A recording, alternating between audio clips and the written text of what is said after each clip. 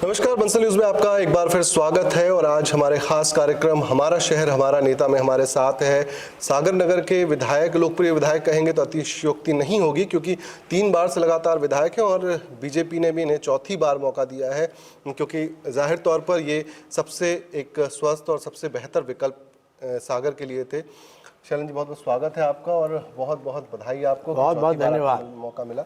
बहुत बहुत धन्यवाद मनीष जी। मैं बंसल न्यूज़ का और आपका बहुत बहुत शुक्रगुजार हूँ। चौथी बार आपको मौका मिला है, लगातार 3 बार काम किया। ऐसा कौन सा जादू है आपके पास कि जनता भी आपको 3 बार जिता चुकी है और चौथी बार पार्टी के पास भी आपसे अच्छा विकल्प नहीं मिला? देखिए, ये जादू मेरे पास नहीं है। ये जादू जो है ये पब्लिक के हाथ में है और पब्लिक के विचारों की अभिव्यक्ति शब्दों के रूप में प्रदेश कार्यालय और पार्टी हाईकमान तक पहुंची और पार्टी हाईकमान को निर्णय करने में कोई असुविधा नहीं हुई। और यूँ तो मुझे लगभग 3 माह पहले माननीय मुख्यमंत्री जी ने इस तरह का इंडिकेशन दे दिया था, लेकिन जब तक आधिकारिक रूप से सूची जाहिर ना हो तब तक संशय निश्चित रूप से होते ही है। तो मैं पार्टी हाईकमान का, पार्टी के समस्त नेताओं का बहुत बहुत धन्यवाद देना चाहता हूं और सबसे ज़्यादा धन्यवाद देना चाहता हूं मैं हमारे सागर की जनता का, जिन्होंने जो फीडबैक पार्टी को दिया। ये पार्टी जो निर्णय करती है ये पब्लिक के फीडबैक के आधार पे होते हैं, तो पब्लिक का फीडबैक जो था वो बहुत ही पॉजिटिव था। शैलन जी, जिस तरह से हम देखते हैं कि चलिए पार्टी ने आप पे विश्वास जताया, जनता आपके ऊपर 3 बार विश्वास जता चुकी, अपना मत आपको दिया है, आपको विजयी बनाया। विपक्ष की भूमिका हम देखें तो विपक्ष हमेशा सवाल उठाता रहता है कि क्या किया आपने, सरकार ने आपके क्या किया, और शैलन जैन विधायक जो नगर विधायक हैं उनकी क्या उपलब्धियां, तो कौन सी उपलब्धियां ऐसी हैं जो आप गिनवा सकते हैं?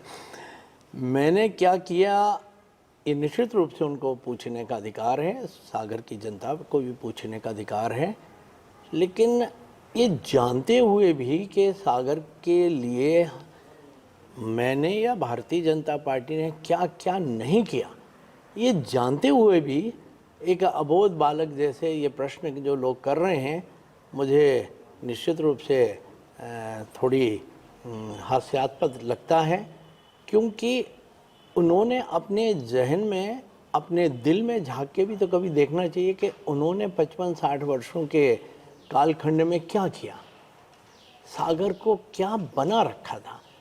सागर के विकास के सारे दरवाजे बंद थे। यूँ तो समूचे बुंदेलखंड जो है इस देश का सबसे पिछड़ा हुआ क्षेत्र बन गया था और सब में जो है सबसे बड़ी भूमिका जो थी अंग्रेज़ों के बाद, अंग्रेज़ों ने तो बुंदेलखंड के साथ अन्याय किया ही। आज़ादी के बाद वो अन्याय जारी रहा और कांग्रेस पार्टी ने भी बुंदेलखंड के विकास के लिए कभी कोई काम नहीं किया। ये बुंदेलखंड एकमात्र एक ऐसा रीजन था जहाँ पे सिंचाई के संसाधन सबसे कम थे, जहाँ आवागमन के संसाधन सबसे कम थे, जहाँ पे बुनियादी सुविधाओं का सर्वदा अभाव जैसा था। मैं सबसे पहले इस दिशा में माननीय शिवराज जी ने जो कार्य किया, बुंदेलखंड विकास प्राधिकरण बना के, तो उसके माध्यम से बुंदेलखंड के विकास की संभावनाएं तलाशी गईं, परिणाम अच्छे आए और सब्सिक्वेंटली जब माननीय प्रधानमंत्री जी की अभिनव योजना स्मार्ट सिटी अस्तित्व में आई और टॉप 100 शहर इस देश के जब उनका चयन किया गया, तो मध्य प्रदेश से सागर शहर का चयन करना निश्चित रूप से हम सब शहरवासियों के लिए और मैं जनप्रतिनिधि के नाते मेरे लिए तो वो सर्वाधिक खुशी का क्षण था। उससे ज़्यादा आनंद की प्राप्ति मुझे क्या हो सकती थी कि सागर शहर के विकास के लिए एक मुश्त लगभग 1000 करोड़ रुपए जो हैं सागर के शहर के लिए मिलने वाले थे। तो जो कुछ ये विकास हम देख रहे हैं या जो कुछ विकास हमारा अभी पाइपलाइन में, बहुत सारे काम हम लोग डिलीवर कर चुके हैं। अगर आप खेल के मैदानों के बारे में आएंगे, खेल की गतिविधियों के बारे में आएंगे, सुविधाओं के बारे में आएंगे, तो आप पाएंगे कि इनके ज़माने में हमारा स्टेडियम जो है वो मवेशियों के स्नान करने का स्विमिंग पूल बना हुआ था, एक्टिविटीज़ नहीं होती थी। आज आप स्टेडियम जाके देखिए, वर्ल्ड क्लास हमारा क्रिकेट का मैदान है। वो जो कॉम्प्लेक्स हमने बनाया है उसमें क्या नहीं है, बैडमिंटन कोर्ट से लेके टेबल टेनिस कोर्ट से लेके एक बहुत परिष्कृत किस्म का हमारा जिम है, हमारी निशानेबाजी की सारी सुविधाएं हैं। खेल परिसर वाले मैदान में मैं चश्मदीद गवाह था जब हॉकी के खिलाड़ियों ने पहली बार एस्ट्रोटर्फ में मैच खेला हॉकी का, तो उनकी आंखों में आंसू थे, मेरे भी आंसू छलक गए कि कितने लंबे समय इस बुंदेलखंड के हृदय स्थल सागर को इन तमाम सुविधाओं से महरूम रखा। इस बात का दोष क्या किसको है? इस बात का दोष निश्चित रूप से कांग्रेस सरकार को, उनके नुमाइंदों को है। तालाब में एलिवेटेड कॉरिडोर अभी मिला, हाँ जी। चलिए आपकी उपलब्धि हम मान लेते हैं। नहीं, निश्चित रूप से है। लेकिन जनता ये पूछ रही है, मैं भी वहाँ पे गया तो जनता ये पूछ रही है कि तालाब में अभी जलकुंभी वापस दिखने लगी है। तालाब की स्थिति जो है एकदम कभी कल्पना की थी, आपने भी कई बार बोला कि हम उसे इस योग्य बना देंगे कि वो पीने के पानी जैसा कंचन हो जाएगा। हाँ जी। तो क्या वास्तव में संभव है और तालाब कभी ऐसा होगा या फिर राजनीतिक मुद्दा बना रहेगा? अभी आप सागर के जल का परीक्षण कराइए। हाथ गगन को आरसी क्या, पढ़े लिखे को फारसी क्या, हम दूध का दूध पानी का पानी हो जाएगा। उस समय का सैंपल अगर किसी के पास होगा तो उपलब्ध करा दें। आज का जो तालाब के पानी का सैंपल उठाइए आपने प्रदूषण को कितने टाइम्स कम किया है, कितना प्रतिशत कम किया है। और आप ये मान लीजिए कि अधिकतम एक बारिश और मांगती है सागर में, चूँकि प्रदूषित जल सागर में यूँ कह लीजिए कि सीवरेज का जो वो है एफ्लुएंट, वो जाना बंद हो गया। अब सागर का तालाब का जो भी भराव है वो बारिश के पानी से होने लगा, तो सागर के तालाब का पानी चिमकने लग गया। जहाँ पे सूरज की किरणें आके डंप हो जाती थी वहाँ पे रिफ्लेक्शन होने लग गया है और ऐसा चांदी जैसा जल चमकता है। आप कॉइन डाल के देख लीजिए, अभी चलिए मेरे साथ या उन मित्रों को भी ले लीजिए, आपका कॉइन तलहटी तक ऐसा घूमते हुए नीचे आएगा। सालों से मुद्दा रहा है ये तालाब, क्या इस बार लगता है कि आखिरी बार होगा ये? Yes. विपक्ष तो कोशिश कर रही है, उन्होंने आंदोलन भी किया था। विपक्ष के पास आलोचना करने के सिवाय कोई काम नहीं है, लेकिन विपक्ष को ये भी बात कहना चाहिए कि आपके शासनकाल में क्या हुआ, आपने सागर शहर को क्या दिया, आपके 60 वर्ष के शासन की उपलब्धियां क्या हैं। हम तो अपने 15 वर्ष और अभी जो 5 वर्ष है उसकी उपलब्धियां गिना देते हैं। मैं 2 घंटे अनवरत बोल सकता हूँ सागर के जो डेवलपमेंट। आप सड़कें देखिए, यूनिवर्सिटी वाली रोड आप बता दीजिए, डॉक्टर गौर साहब की जो स्मृतियाँ बना के हम लोगों ने उनको जीवंत किया है, वो हमारी देन है, भाजपा की देन है। ये संजय ड्राइव पगडंडी थी, कैसी स्थिति में थी, उसको एक व्यवस्थित रोड बना के और सागर की जनता को दिया। किसने दिया? बस स्टैंड से लेके ये हमेशा जाम लगा रहता था। अब आपको जाम दिखता है? आप चले आइए, मेडिकल कॉलेज चले आइए, डिस्ट्रिक्ट हॉस्पिटल। चलिए, ये तो आपकी उपलब्धियां हो गई, हम मानते हैं, स्वीकार करते हैं कि आपके पास लंबी फहरिस्त है। ये लंबी फहरिस्त है, ये आप मानते हैं। सागर के लोग ज्यादातर नागपुर की ओर भागते हैं, बड़े शहरों की ओर भागते हैं। ऑब्वियसली तो क्या सुपर स्पेशलिटी हमारे मेडिकल कॉलेज में अभी तक नहीं है। अब वह कैथ लैब जिस दिन शुरू हो जाएगी, आप देखिएगा सागर में एंजियोप्लास्टी और एंजियोग्राफी होने लगेगी। फिर हम क्यों भागेंगे वहाँ? आप देखिए शने शने सुविधाओं में कितना विस्तार हुआ है। कोविड काल में हमने अपनी उपयोगिता सिद्ध की है। आप देखिएगा कोविड काल में जब सारे के सारे नर्सिंग होम, प्राइवेट हॉस्पिटल, सब लोगों ने no entry, no vacancy, medical college ने कहा कि मेरा दिल अनंत है, हम किसी को वापस नहीं करेंगे। और हम लोगों को इस बात का फ़क्र है कि मेडिकल कॉलेज ने अपनी उपयोगिता सिद्ध करी कोविड काल में।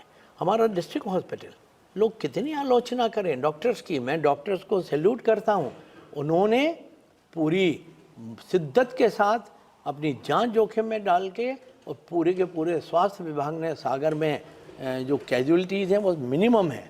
पूरे देश भर की कैजुअलिटी का रिकॉर्ड देखिए, सागर में मिनिमम आप कैजुअलिटीज़ भी हैं। काफी सक्रिय रहे थे, मैंने खुद रिपोर्टिंग की है, मैंने देखा है कि आप तो डर नहीं लगता था कि कोविड काल में जब सारे जनप्रतिनिधि भी निष्क्रिय हो गए थे, तो आप देखिए- अपनी पत्नी के साथ कोविड वार्ड में और सभी जगह। देखिए, मौत से कौन नहीं डरता, लेकिन डर के आगे जीत है। मैंने सोच लिया था कि आज अगर मैं घर बैठ गया तो जनता के सामने क्या मुंह दिखा लेके जाऊंगा मैं, कि ये हमने वादे किए थे कि मैं 24 घंटे आपके लिए उपलब्ध रहूंगा। पर क्या ये चुनौती है, और इस चुनौती के साथ एक अवसर है, तो वो अवसर मैंने उसका एक्सरसाइज किया। मैं सुबह निकल जाता था और रात को ही घर लौटता था।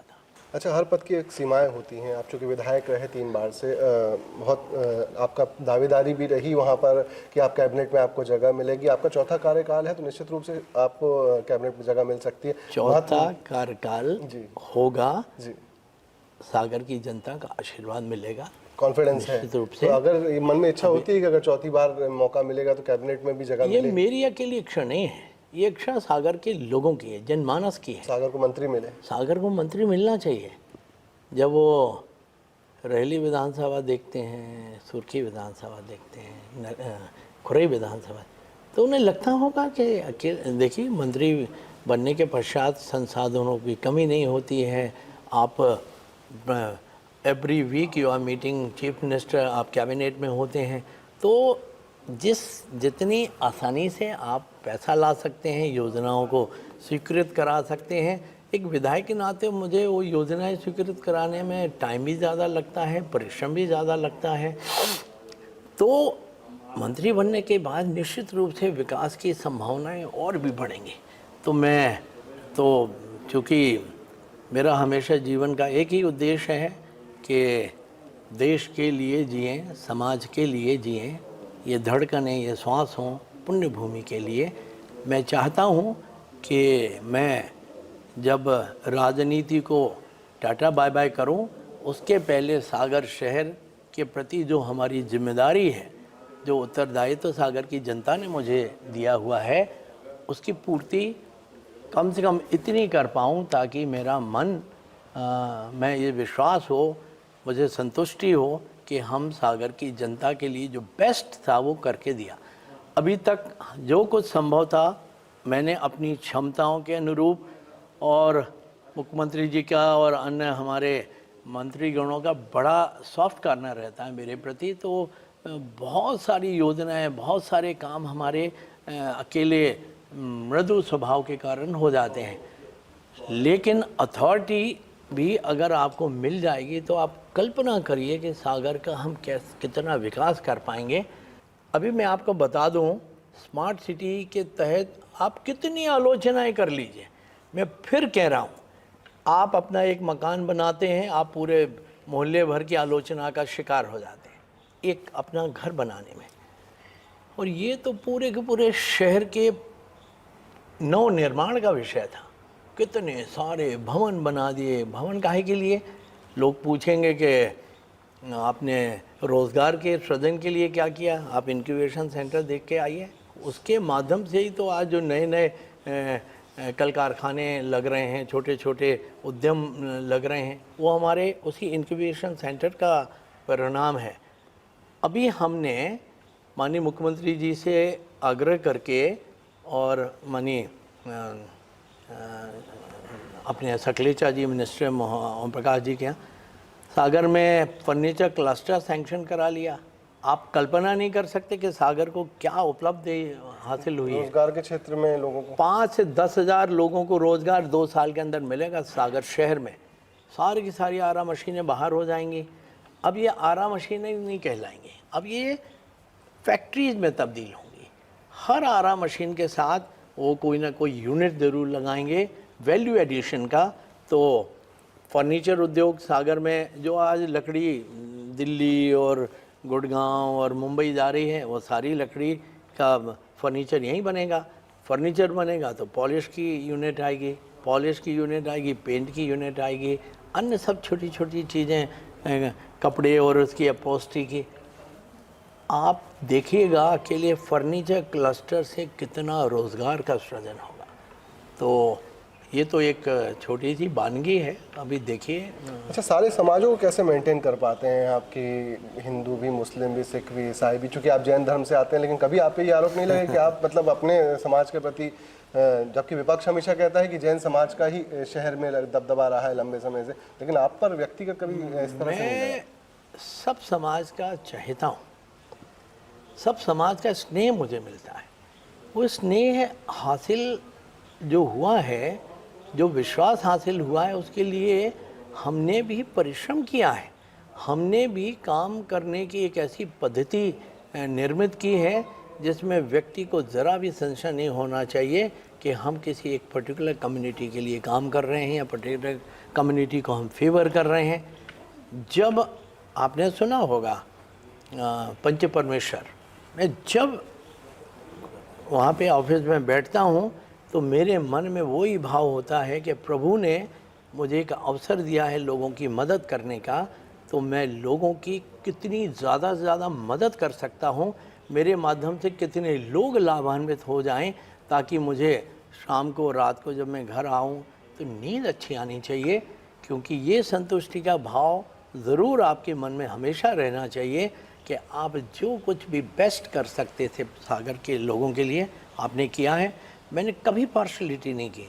आप जब भी हमारे यहाँ आए होंगे, आपने पाया होगा कि 80% लोग जो हैं अनुसूचित जाति वर्ग के रहते हैं। उनका काम होते हैं, उनके इलाज के लिए हम सहयोग करते हैं। उनके इलाज के लिए कोई सुविधाएं करने तो उनको भोपाल पहुंचाना, उनके इलाज को हमें सुनिश्चित करना, उनकी दवाइयाँ की व्यवस्था करना। तो ये शनि शनि शनि शनि लगातार काम करते रहने से लोगों का विश्वास हासिल कर पाए हैं। अच्छा, आप भले विधायक हैं, लेकिन मैंने एक बात सुनी थी, सुनी सुनाई बात आपसे कर रहा हूँ कि आसपास के विधानसभा क्षेत्र के भी जो दूसरे लोग हैं, जो दूसरे दल से भी हैं, वो भी आपसे मदद लेने आते हैं और काम होते भी हैं? जी, आते हैं। अब उनका नाम बताना उचित नहीं होगा, लेकिन आसपास के जो विधायक हैं, ख़ास तौर से जो विपक्षी दल के विधायक हैं, उनका फ़ोन आता है कि भाई साहब आप ये चिट्ठी लिख देंगे, आप ज़रा टेलीफोन कर देंगे तो ये इसका इलाज जल्दी हो जाएगा, ये बहुत सीरियस है। तो मुझे लगता है कि मानवता के नाते मुझे करना चाहिए। तो मैं उनको स्वेच्छानुदान के लिए पत्र भी लिखता हूँ, फिर संबंधित अधिकारियों से उस संबंध में आग्रहपूर्वक निवेदन कर लेता हूँ कि ये बहुत आवश्यक है, और उनके काम हो जाते हैं। काम हो जाते हैं तो फिर हमने देखा कि धीमे धीमे वहाँ से आने वाली जो आवेदन है उनमें बहुत इजाफा हो गया। मुझे ज़रा भी कष्ट नहीं होता। मैं ये मान के चलता हूँ कि प्रभु ने मुझे ये भी अवसर दिया है कि मैं सागर के अलहदा आसपास के लोगों की अगर कुछ मदद कर पाऊँगा तो मुझे बड़ा अच्छा लगता है। आखिरी सवाल, जो अभी सबसे ज़्यादा हाईलाइट हो रहा है कि जेठ और बहू की लड़ाई होने वाली है। महाभारत में कहते हैं कि आमने सामने अर्जुन भी थे और अर्जुन के सामने जो कौरव थे, तो एक रिश्ता था। यहाँ भी एक रिश्ता है, एक नाता है। तो किस तरह से फेस करेंगे अपने ही परिवार के लोगों को, और किस तरह की राजनीति ये होने वाली है, किस तरह का चुनाव होने वाला है? देखिए मनीष जी, ऐसा मुझे लगता है कि जब महाभारत हुई तो आपको निश्चित रूप से ध्यान में होगा कि किस तरह से अर्जुन को थोड़ा सा ये असहज महसूस किया। कैसे ये हम अपने नाते रिश्तेदारों से, सगे संबंधियों में कैसे लड़ेंगे। उस समय भी भगवान प्रभु कृष्ण भगवान ने किस तरह से वहाँ पे कुरुक्षेत्र में भगवद गीता के वो सारे अध्याय उनको पढ़ के बताए। तो मुझे लगता है कि ये नियति होगी। अगर ये नियति है तो ये प्रभु इच्छा है तो हमें स्वीकार है। दूसरी बात मैं बताऊं कि ये परिस्थितियां निर्मित जो हुई वो दलों के दृष्टिकोण को भी परिभाषित करती हैं। ये जो कांग्रेस के प्रदेश अध्यक्ष हैं, उनको इतना विवेक होना ही चाहिए कि इस तरह की परिस्थितियां किसी भी परिवार में क्यों करके पैदा की जाएं कि दो सगे भाइयों के बीच में इस तरह का द्वंद्व हो। ये द्वंद्व जो है बड़ा गहरा इम्पैक्ट डालता है, परिवारों को टूटन की ओर ले जाता है। हमारे परिजन, हमारे नाते रिश्तेदार, सगे संबंधी अपने आप को असहज महसूस कर रहे हैं। तो ये स्थितियां जो बनाई हैं वो कमलनाथ जी की बनाई हुई हैं। कमलनाथ जी को राजनीतिक मर्यादाओं का पालन करना चाहिए था। ये राजनीतिक मर्यादाएं हर दल में हर समय हुई हैं। महाभारत युद्ध में भी अगर सूर्यास्त हो गया है और वो तुरही बज गई है या जो भी सायरन हो, तो उसके बाद जिसका जो जहाँ हथियार होता है, तो ऐसा नहीं कि अब कोई दुश्मन हाथ में आए तो उसको तो निपटा ही लो। कितने इंसिडेंसेस आपको होंगे कि गले तक पहुंच चुकी तलवार, लेकिन तलवार वहीं रुक गई, क्योंकि ये इतना कुछ हमारे यहाँ पालन होता आया है, नियमों का, कर्तव्यों का, मर्यादाओं का। वो मर्यादाएं तार तार कर रहे हैं ये कांग्रेस पार्टी के मुखिया, और उनने तो किया ही किया, हमने भी उसको स्वीकार कर लिया। क्या ऐसी मजबूरी थी? और अब अगर मजबूरी थी तो अब फिर जनता न्याय करेगी। जनता सागर के मालिक है और जनता चाहेगी कि उन्हें भारतीय जनता पार्टी का जो विकास का मॉडल है वो चाहिए, तो वो मुझे चुनेगी। उन्हें लगता है कि कांग्रेस का 60 वर्ष का शासनकाल वो ही अच्छा था, तो वो कांग्रेस पार्टी के कैंडिडेट को चुनेगी। ये चुनने का अधिकार जो है ये जनता को है। तो ये है शैलेंद्र जैन, जो 3 बार से विधायक हैं, जिलाध्यक्ष भी रहे और लगातार इनका सागर से नाता है। इस बार जो ये कह रहे हैं कि धर्म युद्ध है, वो कर्म युद्ध है, उसमें न्याय जो है वो जनता करेगी। विकास का मॉडल भी इनका ये है कि अगर सागर में इस बार शैलेंद्र जैन जीतते हैं तो उनका कहना है कि इस बार जीतने के बाद सागर शहर को विधायक नहीं मंत्री मिलेगा, तो विकास के नए आयाम रहेंगे और सागर शहर जो है भोपाल, इंदौर, जबलपुर की तरह एक विकसित जो महानगर के रूप में उभर के आएगा। अब न्याय जनता करेगी, जनता को चुनना है, जनता का फैसला जो भी होगा वो स्वीकार होगा। फिलहाल इतना ही। मनीष तिवारी, कैमरा पर्सन राज के साथ, नमस्कार।